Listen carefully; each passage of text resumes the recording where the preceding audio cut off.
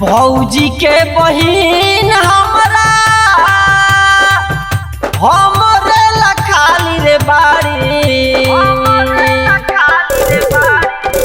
भौजी के बहिन हमरा हमरे ला खाली रे बाड़ी।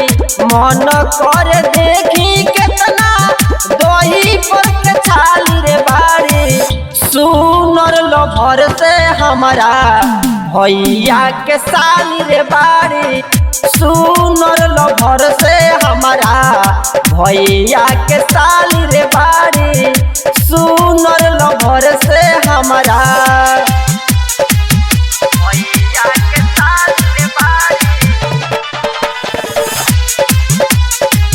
सुनर लभर से हमारा भैया के साली रे बाड़ी।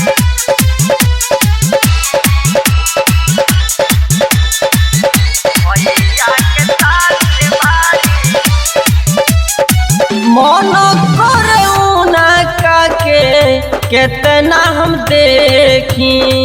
भरे न मन हमरो केतनो निरेखी। मन करे उनका के केतना हम देखी। भरे न मन हमरो केतनो निरेखी। देखे में सुनर केतना उत भोला भाली बाड़ी। लागेला निरहुआ के ई तो अमर पाली बाड़ी। सुनर लभर से हमारा भैया के साली रे बाड़ी। सुनर लभर से हमारा भैया के साली रे बाड़ी। सुनर लभर से हमारा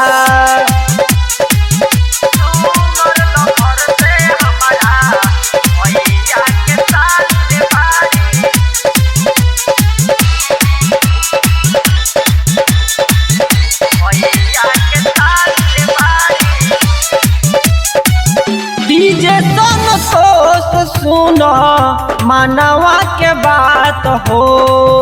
उनका बिना हमारा नहीं के राहत हो। डीजे संतोष सुनो मानवा के बात हो। उनका बिना हमारा नहीं के राहत हो।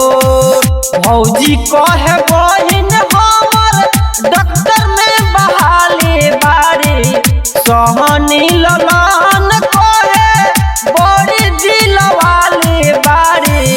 सुनर लभर से हमारा भैया के साली रे बाड़ी।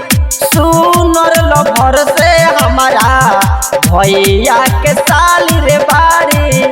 सुनर लभर से हमारा भौजी के बहिन हमरा हमरे ला खाली रे बाड़ी।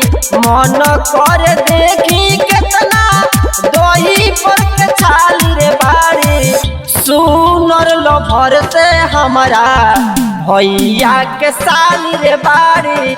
सुनर लभर से हमारा भैया के साली रे बाड़ी। सुनर लभर से हमारा